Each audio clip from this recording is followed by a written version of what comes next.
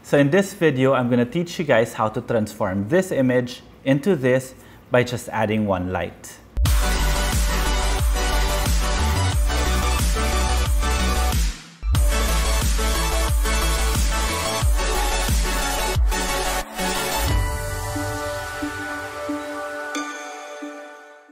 Hi guys, this is Jiggy, a portrait and wedding photographer from the Philippines, and welcome to the channel. So I want to share with you guys my approach when it comes to lighting. I live by a certain principle. It's called the principle of unseen light. So what do I mean by unseen light? Unseen light for me is when the ambient light and the artificial light are properly balanced in order for you to get a properly exposed scene. First, I need to give you guys my personal definition of ambient light and artificial light. Ambient light for me is basically the light that is pre-existing in the scene, or light coming from an incandescent bulb, an LED light, or any type of light that is already there when you arrive. That for me is ambient light. Artificial light is any light that I will introduce in the scene, such as my flash or LEDs, or any other type of light that I decide to bring. So in the course of this video, I will be discussing that, or I will be referring to those terms a lot: artificial light and ambient light. Ambient light, again, is the pre-existing light in the scene. Artificial light is anything that I would add to that image. Next, in order for your light to be unseen, you have to consider the direction of the light. Why is it very, very important? Because the direction of your light will remove all those unnatural cross shadows whenever you're shooting. So take for instance this photo that I am showing you now.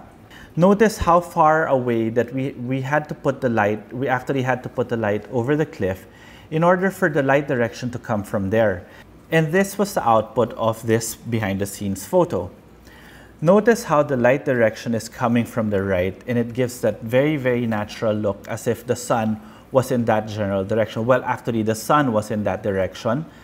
We just enhanced the sunlight and maybe underexposed the scene to bring out the blues of the sky and to be able to bring out the richness in color. I shot this with a Sony a7R Mark II with a Sony Zeiss 16-35 f4. Shutter speed was 1/125. Aperture was at f16, ISO 100. Okay, next. So that is basically the direction of your light. Keep that in mind. It's very, very important. Always keep it to the general direction of the natural light. The next one is know where to position your light. So you've already established the general direction of your ambient light. Now you ask yourself, where do you position your light? Like, say for example, here in this video I'm going to show. I shot this in Siargao, and if you notice, I'm in the other boat and the couple is in this canoe. I would also want for you guys to see how gloomy it was that day, and that's the reason why I love putting artificial light. In this gloomy day, what I did was that I actually asked the couple to bring my flash with them with a MagMod dome diffuser. Okay. The reason why I did that is because I wanted them to be lit naturally as if the setting sun was there, which it was actually. And I put it in that specific place because I wanted it to be easy for me. I wanted it easy for me to be able to take out in post. So knowing where to position your light doesn't necessarily mean just the light direction, but also what you're gonna do with it afterwards. Obviously, I couldn't put a light anywhere else except for the boat because of the situation in which we were in. So I needed to put it in in a place in which I could easily remove it in post-production. And this was the output. By adding that one light, I was able to underexpose the entire scene and bring out the richness in color, or the richness of the colors in the sky. It also helps that my camera, the Sony a7R Mark III, had a fantastic dynamic range and all those colors were captured. I shot this with a 51.4 to Sony Zeiss 51.4 at 1/250 f1.4 ISO 100. And if you see in the final image, all I needed to do was clone stamp the light away, and the light looked very natural, as if they were being lit by the setting sun. So next, the color of your artificial light should match the color of your ambient light. Nothing destroys a perfectly balanced image more than colors that are unnatural.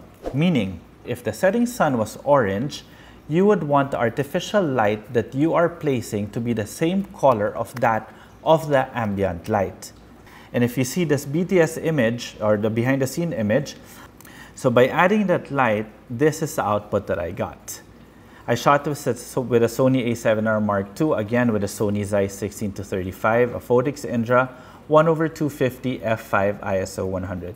Notice how all the colors are properly balanced, that even if I added an artificial light, it did not seem as if I added something that wasn't properly thought of.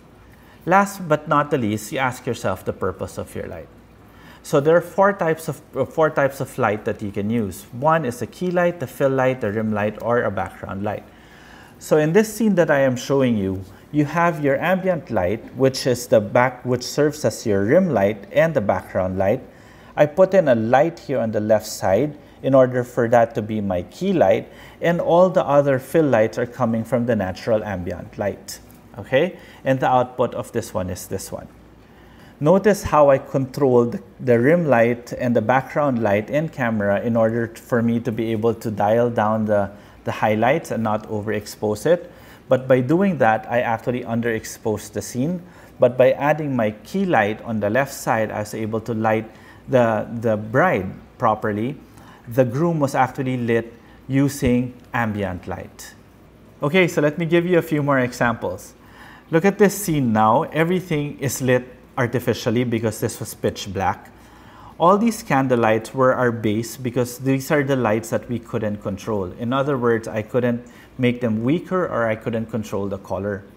So what I did was I added a flash unit and two artificial lights in the forms of LED, in which the colors I can control. My flash was also gelled to match the existing light that was brought about by the tea light candles. And this is the output. So notice how I moved the tea lights away in order for that to serve as my background light to illuminate the rocks in the back and give me a bit of depth. Then I had a flash right behind them, also gelled to match the color of the candles to give that nice rim light on them. I had one LED light behind the tree focused on them, also set to the same color as that of the candles. And I had another LED light facing up towards the tree to illuminate parts of that tree or for the leaves to be seen. Notice how everything was dialed in for it to look as natural as possible, as if it was just lit using those candle lights. I shot this with an A7R Mark II with a Zeiss Batis 80mm 2.8, the Phottix Mitros, two Nuada LEDs, and all these candle lights. This was shot at 1/60 f2.8 ISO 5000.